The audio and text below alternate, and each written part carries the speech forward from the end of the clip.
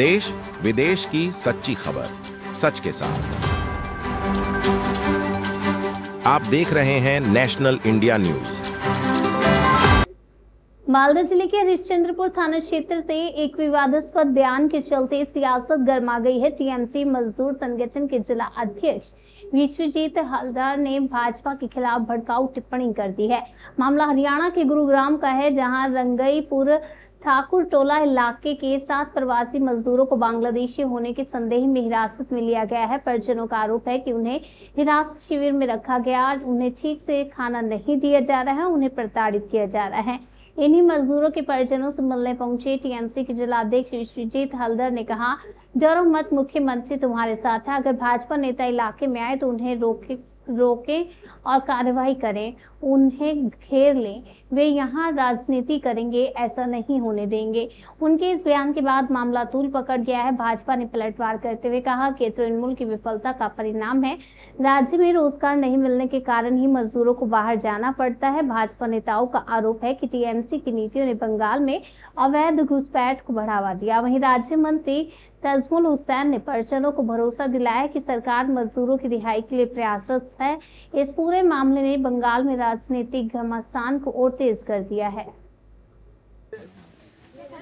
আমি আপনাদের মাঝখানে এসেছি আপনাদের পরিবারের সাথে আমাদের তৃণমূল কংগ্রেসের সমস্ত সদস্য মমতা বন্দ্যোপাধ্যায়ের নির্দেশে আমরা সবসময় কাজ করি।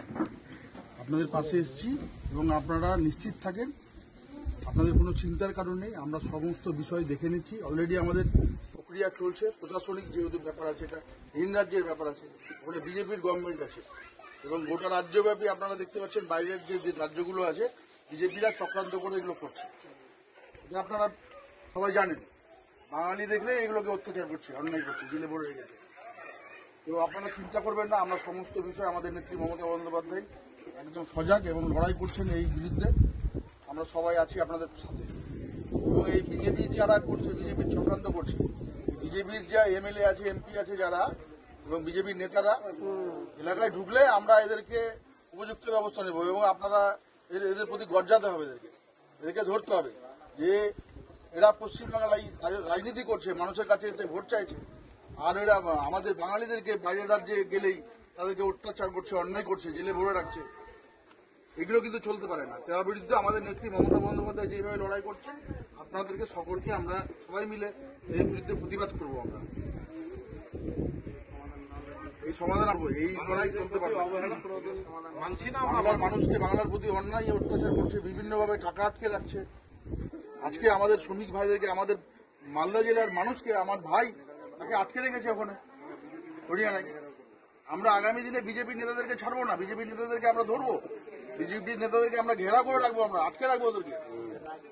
যে ওরা আমাদেরকে কেন, বাঙালিদেরকে কেন বাইরের রাজ্যে কেন করবে? আমাদের পশ্চিমবাংলায় সব ধর্মের মানুষ, সব বর্ণের মানুষ এসে কাজ করছে। আর আমার দেশ, আমার রাজ্যের, আমার জেলার মানুষ যাবে হরিয়ানাতে, পাঞ্জাবে যাবে বা আমার উত্তরপ্রদেশে যাবে, সেখানে আটকে রাখবে। এই জিনিস মানতে আমরা পারবো না। আমাদের নেত্রী মমতা বন্দ্যোপাধ্যায় ছাড়বে না এটা, এবং মমতা বন্দ্যোপাধ্যায়ের সাথে আমরা লড়াইয়ে আছি, আমরা একসাথে আছি এবং আগামী দিনে বিজেপি নেতাদেরকে আমরা ধরবো, তাদেরকেও আমরা ছাড়বো না, আটকে রাখবো।